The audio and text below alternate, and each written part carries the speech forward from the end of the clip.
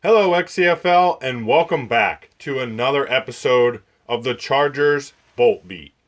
This time we'll be doing the season preview for the Chargers coming up in season 15, which features the 2022 season. We're going to go ahead and talk about mostly the draft picks that the Chargers got in this year's draft or this past draft in the offseason, and we're going to go ahead and review the schedule.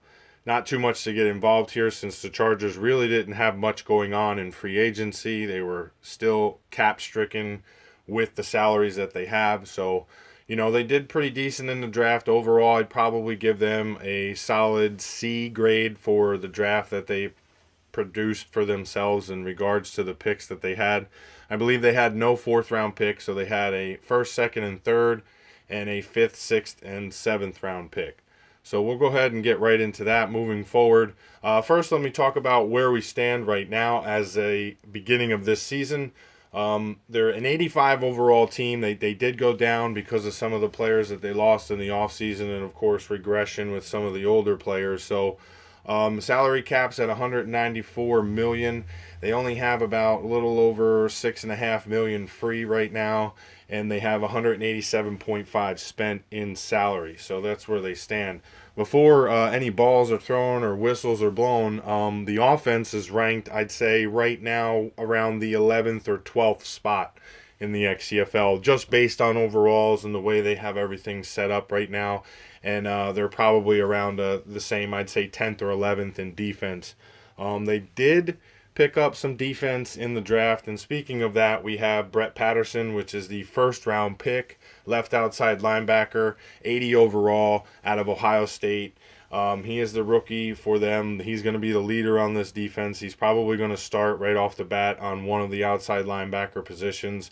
As mentioned in the draft review on the Hit Stip podcast, they mentioned that he can be an inside-outside guy, which I see the Chargers using them as well. Is a big pick for them. He's an 87 speed, a 90 excel, 88 tackle, can block shed. He's a powerful guy. He's a defensive leader, as the guru called him. The only thing that troubles me is his power moves. Obviously, you're not looking for him to cover anyone. Play rec could be updated with the playbooks and just by practicing and things like that. And awareness, of course, could be shot up. So definitely a good pickup for the Chargers on defense, which is something that they needed. They definitely needed a linebacker spot, and they did answer the bell with the 10th pick here and get Brett Patterson.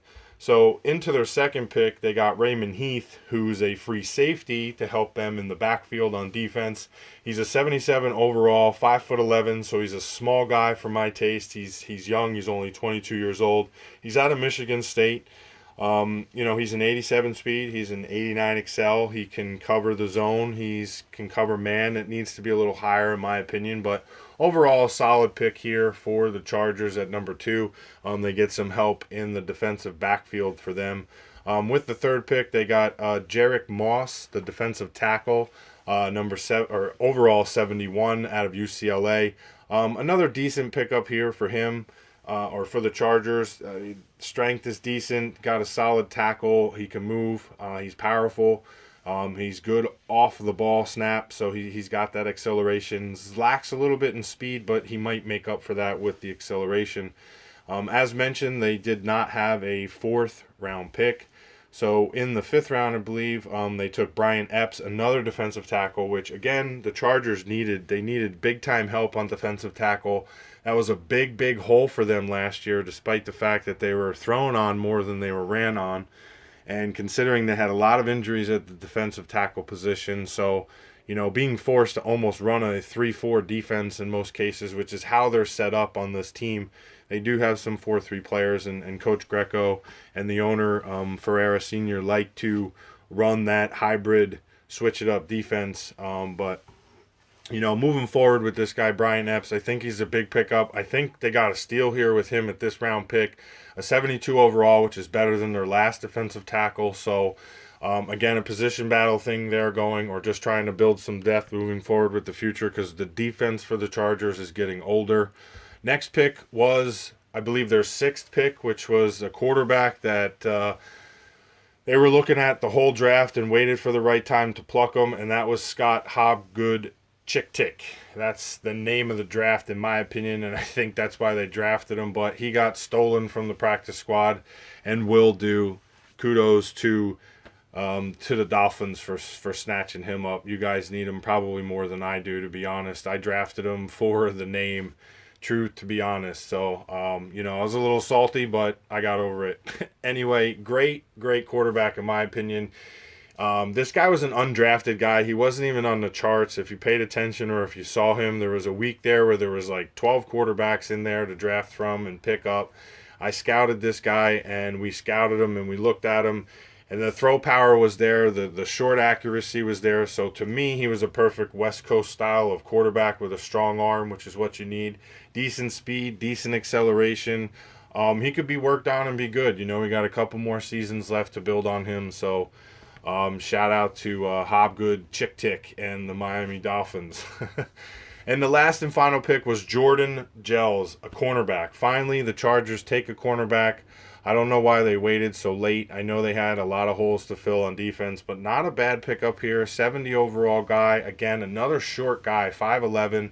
In my opinion, I like the tall, long cornerbacks to guard those big wide receivers that are out there in the league these days. I mean, he's got decent speed, decent excel. He's got the man and zone coverage. He's more of a zone type of cornerback, which is okay, but he's lacking a lot of other things that need to be worked on as far as his catching and tackling, his pressing, things like that. As a safety or as a cornerback, you want to, not only cover the guy, but you also want to be able to tackle him in case you get burnt. And, as a rookie, not knowing anything in the league, that's going to happen.